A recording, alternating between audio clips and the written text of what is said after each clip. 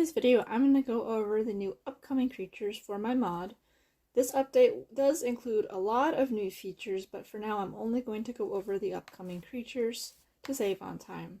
So as of recording, none of these have come out yet, but I still hope you will enjoy. So to get started right away, the first new mob is getting executed, Keruku. It's a very rare spawn. It does spawn in any biome, but it only spawns during thunderstorms. They can be tamed, they can be ridden, they can be flown. They will attack using lightning breath, so keep that in mind when you do encounter one. Next up is the Azura. This is a common mob found in the savannas. They can be tamed, and they have one special ability when they're tamed. If you feed them glowberries, they will dig up treasures for you. These could be basic treasures like root vegetables to something more rare such as a blaze rod. They are neutral, they can be bred, and they're meant to more so replace the really common Buffum spawns, because Buffum spawning in the savannah didn't make too much sense, so these guys should spawn more common than the Buffums in the savannah. Next we have the Gnolrok.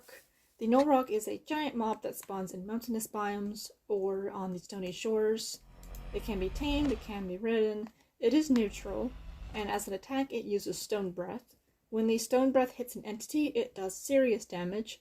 If it happens to miss, if the stone hits some blocks, it'll cause a huge explosion.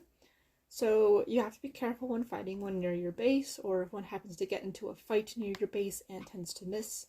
For example, when it fights larger mobs, such as the Korathos, it tends to miss a few times, and the rocks will go flying away, and they'll explode something in the process. Next we have the Yasha. The Yasha is a weather changer mob, so it'll join the Vamora and the Pero. So if you attack it with the trident, it will change the weather to either clear or to thunderstorm.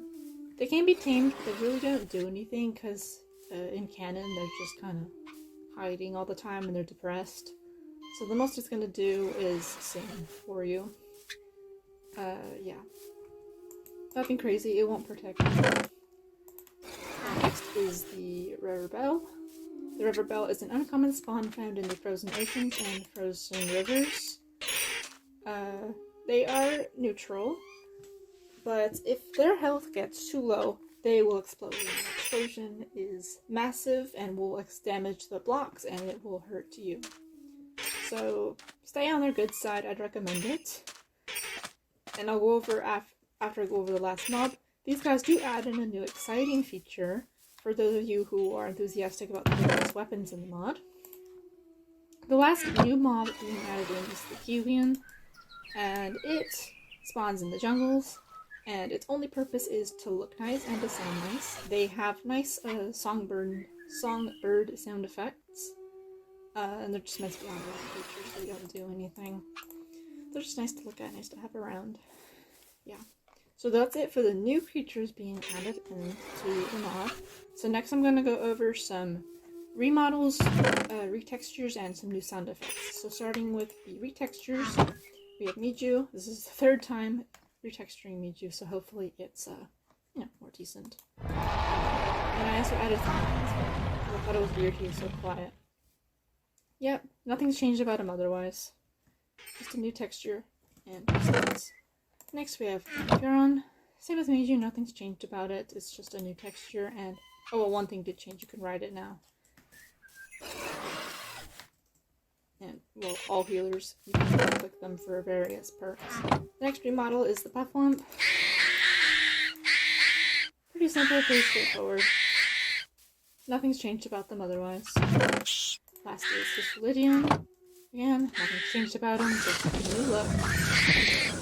I think this look is more true to its actual design than what I had before, which is kind of some improvised thing I did on my iPhone. So none of the models I did on my phone were these last three here are just sound effects. So here, some are quiet, away from all that noise, so you can hear. Nothing else has changed about them, just the sounds. So Buffers, whatever. Has a fiery horse sound. Buff has some hisses. And guys has some spacey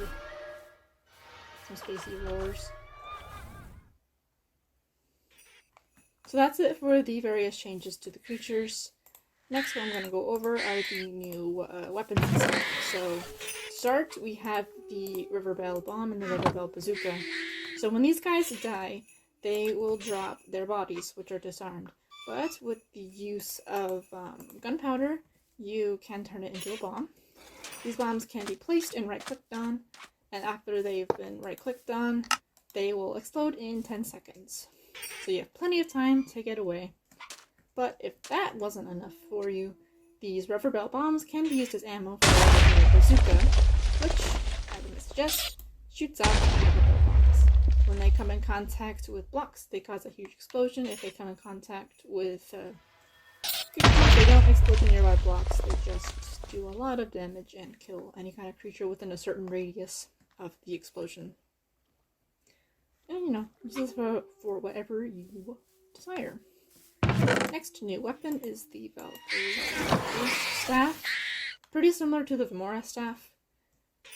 In the way it functions, it uses fire charges, and when you hit the block, it will create this fire X. And if it hits blocks at an angle, it'll actually destroy them. So if I shot it at this mountain, it will destroy some of the blocks. If it hits Misty, well, he's fire, so it'll just set him on fire. It'll do its initial damage plus then fire damage, so it's quite fun, and it can be shot quite rapidly like this. And with this change, that also means the projectiles from the Valkyries, they will cause the same effect, cause this X to show up. So if one happens to get into a fight near your base and it misses its target, it will be disastrous. Next is the Lionic Shield. Pretty straightforward. There's 4 variants based on the 4 textures of Lionic.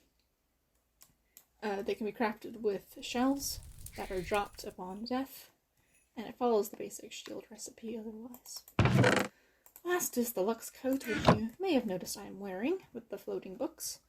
This provides some armor protection for you, but its biggest perk is that if you're wearing it, it both increases the value of the Luxe trades, and it also reduces the price of the trades. So typically when you trade with Luxe, you have to give them written books and you'll get some random loot. But if you are wearing the cloak, they will accept book and quills from you, and their trades will be more valuable. So that sums up the big features coming in this next update when I get around to releasing it. There were a lot of small things I added in too, but I'll leave that for the changelog on Curseforge and the black document I keep. So, thank you for tuning in.